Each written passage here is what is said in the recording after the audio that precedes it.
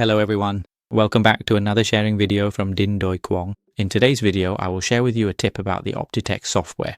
So a student asked me if there is a specific way to write the size name on each individual line for each size like this, and quite importantly, the name for each size is different.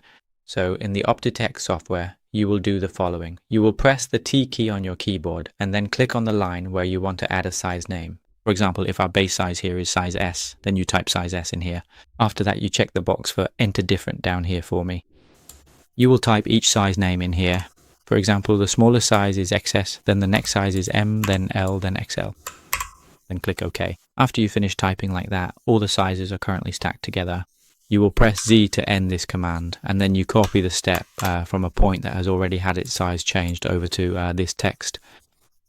That way you can see that each size now has its own different size name. If you want to adjust it to make it neat and balanced, you can click on it and adjust the font size here to make it a bit smaller. There you go. If you want to adjust the step size, you just go in here and adjust the step of the x-axis. For example, you adjust it to be a bit smaller, right? And you can also adjust the position of this text. That's it. You do this by pressing the I key, and when you move the original size text, the other sizes will follow as well. Okay, if you find my sharing video helpful, please subscribe to support Dinh Doi Quang's YouTube channel. Goodbye and see you in the next sharing videos.